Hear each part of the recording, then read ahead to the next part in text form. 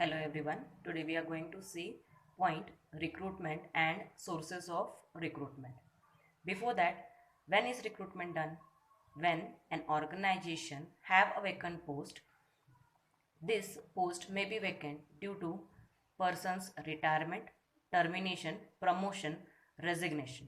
So, to fill this vacant post, there is need of recruitment. So, let's see what is the definition of recruitment. It is the process of attracting prospective employees and stimulating them for applying job in an organization. So it's a big task for organization to attract the employees and influence them to apply for a job. Next, sources of recruitment. There are two sources of recruitment: internal source, external source. We see one by one. First is internal source. Internal source means when recruitment takes within the organization itself. The most popular internal source are transfer and promotion. First, transfer. Transfer means just shifting person from one place to another place. So in transfer, you can see there is no change in salary or there is no change in responsibility. Transfers are generally also known as horizontal movement because transfers is done in the horizontal movement. Like manager has been transferred from managerial post from A department to managerial post for B department. Such kind, it is the horizontal movement. Transfer is done on location to location, department to department, or you can say one shift to the another shift. When is transfer done? It is the best tool to handle overstaffing with understaffing. Let us see with an example. Suppose the first morning shift have 11 employees, but in actual there is need of 10 employees only. Whereas in the night shift there are 9 employees working, but there is need of 10 employees. So we can see there is one post vacant in the night shift. So there is overstaffing in the morning shift and understaffing in the night shift. So the morning shift one employee is being transferred to the night shift so that they can balance both the shifts in a proper manner. So here you can see there is no change in the salary, there is no change in the responsibility, but in transfer the working conditions can change time to time. Next is promotion. Promotion means when a person is shifted to higher position is known as promotion. For example, department A has 3 grades, that is grade 1, grade 2 and grade 3. So when the grade 3 employee is been posted to grade 2 means he is promoted to the higher post.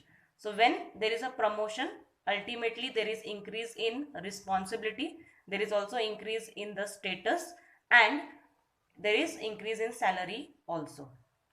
Such movement is known as vertical movement. Okay, so when there are internal sources done through transfer and promotion, so what benefit organization gets? The first benefit is it increases the morale of the employee. As you see, if the person is promoted from one position to the higher position, it is a great motivation and it increases the morale of the employee. Next, there is a sense of job security.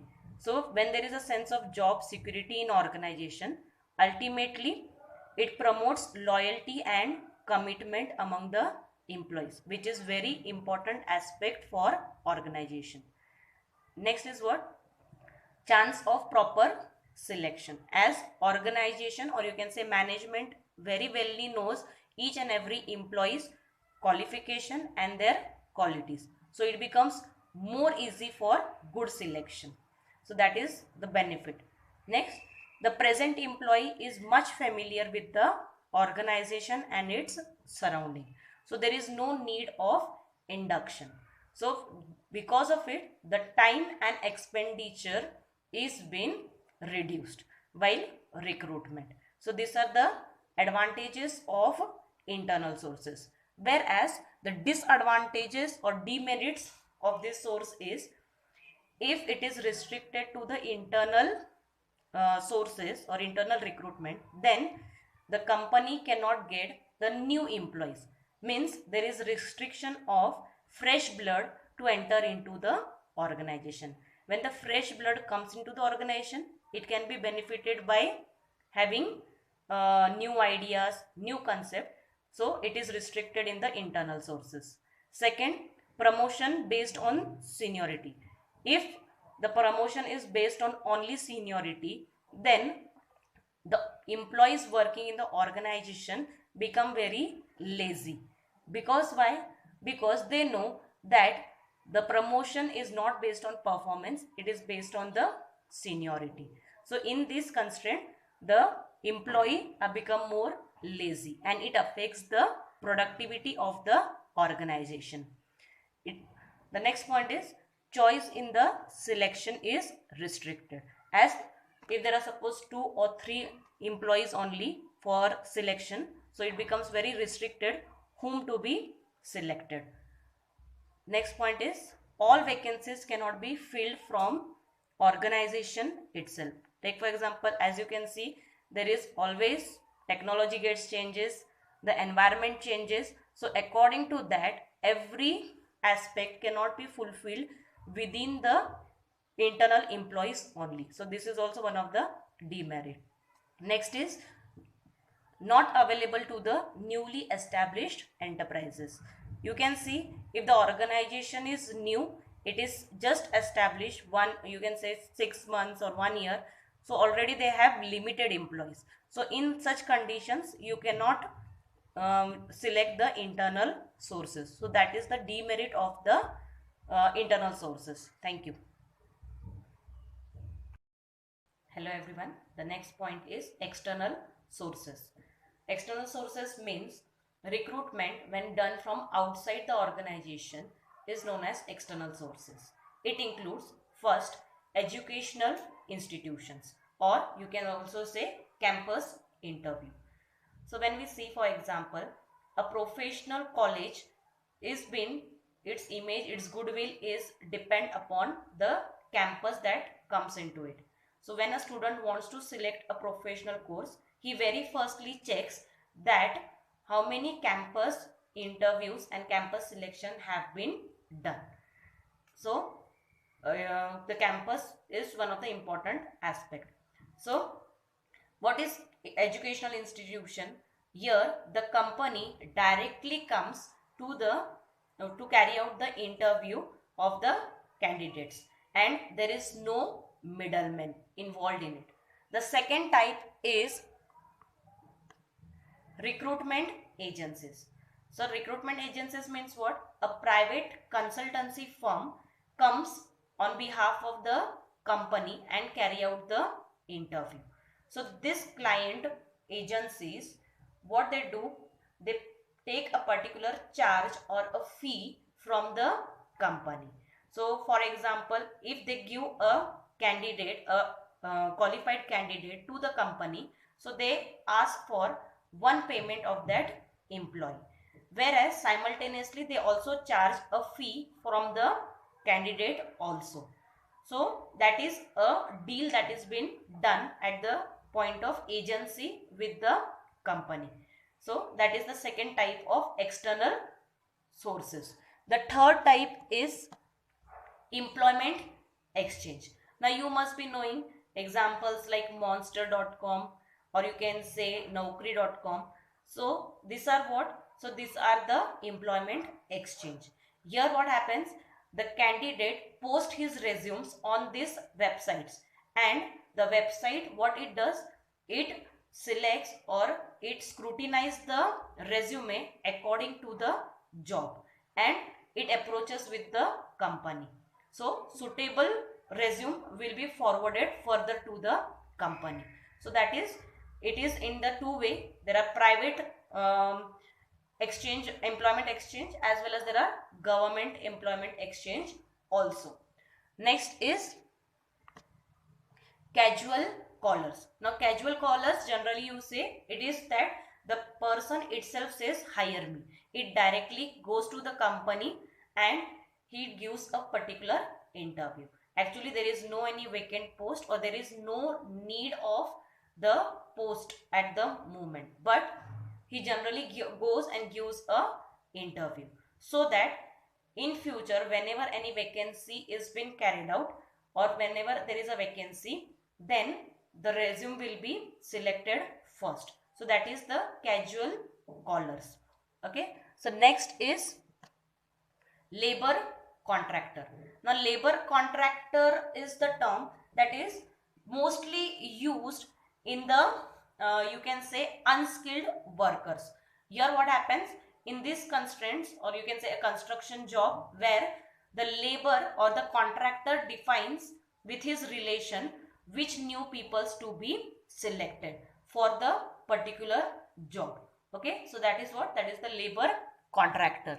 The next is gate recruitment. Gate recruitment is also known as a direct recruitment.